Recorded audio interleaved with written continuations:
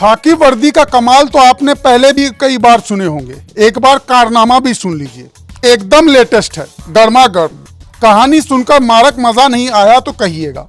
ये जो 3 लोगों को आप देख रहे हैं, ये कोई और नहीं, आगरा कैंट आरपीएफ थाने में तैनात दरोगा सुरेश चौधरी और इनके 2 अनमोल रत्न हैं, कांस्टेबल पारुल और कांस्टेबल नीरज। किसी जमाने में स्टेशन पर धौस जमाकर 5-10 रुपये वसूल करने वाले आरपीएफ जवानों को लगता है कि अब प्रमोशन हो गया है। पहले तो बस कांड करते थे, अब बड़े बड़े कारनामे करते हैं। कहानी दिल थाम कर सुनिएगा। आरोप है कि मलपुरा इलाके के अभयपुरा गांव के काजिम और इकरार के घर 3 लोग घुस आते हैं।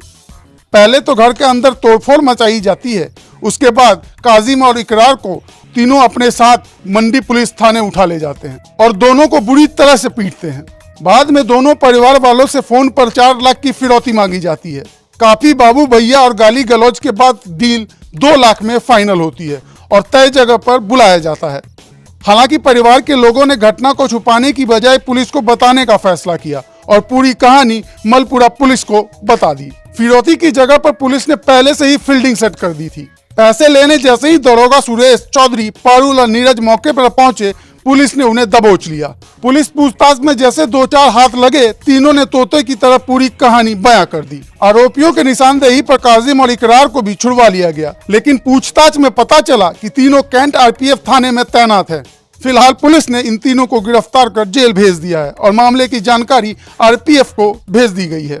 12 दिसंबर 2022 को थाना क्षेत्र मलपुरा में गांव अभुआपुरा में एक व्यक्ति के घर पे 4 लोग जो कि पुलिस के वर्दी में थे, घर पे पहुंचते हैं, घर में तोड़फोड़ करते हैं और वहां उस घर में जो वादी है उसके भाई को और उसके एक रिलेशन में जो एक जीजा है, इन दोनों को उसको घर से वहां से किडनैप करके ले जाते हैं।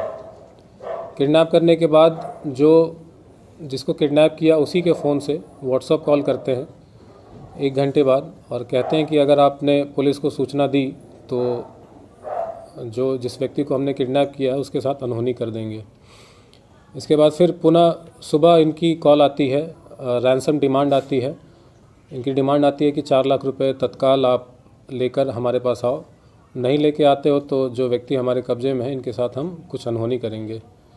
जो इसमें मुकदमा वादी है, इसने दोपहर में लगभग 1 बजे के आसपास इसने थाना मलपुरा को सूचना दी इसके संबंध में।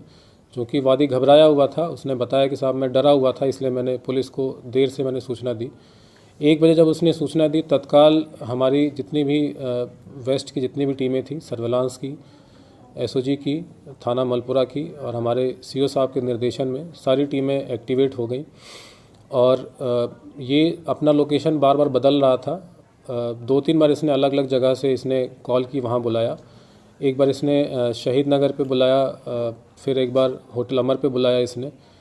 फिर जब इसने लास्ट लोकेशन पे जब इसने बुलाया तो हमारी जो टीमें लगी हुई थी जो कि प्राइवेट में थी, पहले से ही वहाँ जाके पूरा हमने रेकी कर लिया और हमने जो व्यक्ति जो इसमें 2 किडनैप हुए थे और जिस तरीके से उसने गाड़ी का हुलिया बताया था कि इस टाइप की गाड़ी से ये लोग आए थे, हमने वो गाड़ी आइडेंटिफाई की। जो जिनका किडनैप हुआ था हमने उनको भी आइडेंटिफाई कर लिया और हम फिर वेट करने लगे। फिर जब कॉल आता है, पैसे की जब डिमांड होती है तो वादी को पुलिस द्वारा ही कुछ पैसे देके भेजा गया था कि अगर वो पैसे मांगे तो आप इस पैसे को देना और बाकी जो पैसे हैं, जो बचे हुए शेष पैसे हैं, उसके लिए आप समय मांग लेना।